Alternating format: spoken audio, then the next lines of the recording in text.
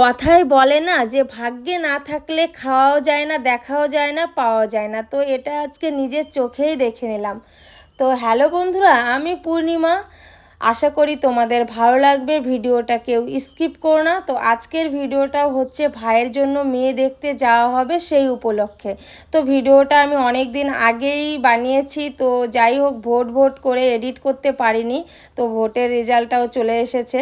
তো এখন আমি একটু টাইম পেলাম, তো ভিডিওটা এডিট করে ফেললাম। এই চাদর দুটো আমি নতুন নিয়েছি।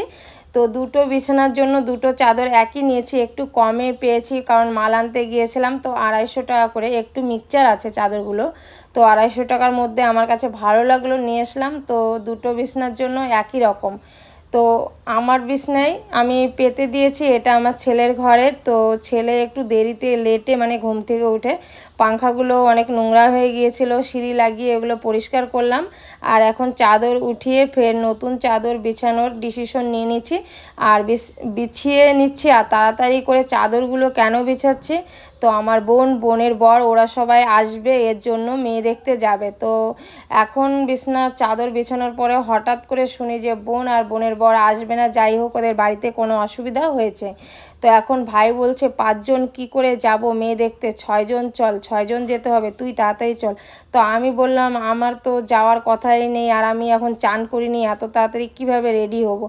বলল তাড়াতাড়ি করে তুই চান কর, শর্টকাট করে চুড়িদার পরে চল। তো আমি বললাম মেয়ে দেখতে যাব, চুড়িদার পরে যাব। তো ঠিক আছে, আমি তাড়াতাড়ি চান করে চুড়িদার না শাড়িই পরলাম, পরে রেডি হয়ে গেলাম। আর আমাদের সঙ্গে গিয়েছিল বোনের বর, গিয়েছিল জেঠুর মেজো মেয়ের বর, আর আমার বর, আমার ভাই, আমার ছেলে আর আমার পিসির ছেলে, বাস আমরা 6 জন গিয়েছিলাম। তো যাওয়ার পরে মেয়ের বাড়ি দেখো চলে আসছি, আমাদের জল খাবার খেতে দিয়ে দিয়েছে। এটাই আমি ভিডিও করছি, সবাই হাসছে।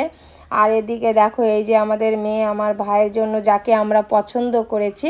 তো আমার যে বোনের বর আছে ও একটু ও ওর রেজাল্ট দেখছে, কারণ মাধ্যমিকে ফার্স্ট ডিভিশনে পাশ করেছিল, রেজাল্ট মার্কশিটটা দেখছে কেমন কি আছে।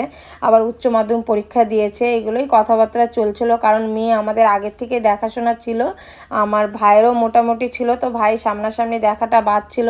তো দেখে নিল, ধরো আমাদের পছন্দ। এখন মেয়ের বাড়ির থেকে গেলে একটা দিন তারিখ হবে।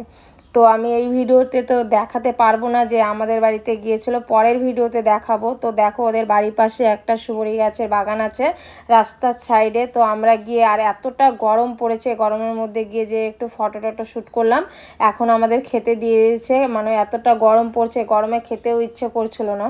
তো খাওয়ার ভিতরে কি কি দিয়েছে, ডাল দিয়েছে মাছের মাথা দিয়ে, তারপরে হচ্ছে পাঁপড় ভাজি, স্যালাড, তারপরে হচ্ছে কাতলা মাছের ঝাল দিয়েছে, তারপরে মাটন দিয়েছে, তারপরে চিকেন দিয়েছে, দই মিষ্টি যাচাই করে, আর মাটনও যাচাই করে। তো আমি মটন খাই না, এর জন্য আমি তোমাদের দেখাতে পারলাম না।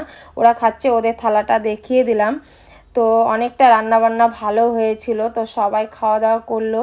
এখন আমরা মানে কি বাড়ির দিকে যাব। তো রাত হয়ে গেল, একটু গল্প করতে করতে দেখো মেয়ে এখন সবার পায়ে হাত দিয়ে প্রণাম করছে, আর আমরাও একটু প্রণাম করে নিলাম। কারণ মেয়ের মা বাবাকে, আরও বড় আছে, আমাদের বড় যারা আছে সবাইকে বললাম তোমরা এখন কবে যাবা আমাদের বাড়ি সেটা এখন তোমরা বলে ফেলো। তো বললো আমরা ফোনে জানিয়ে দেব, কারণ মেয়ের বাড়ি থেকে একবারও আমাদের বাড়িতে যায়নি, আমরা বহুবার এসেছি। তো আজকের ভিডিও এই অবধি। পরের ভিডিও দেখার জন্য পাশে থেকো, পরের ভিডিও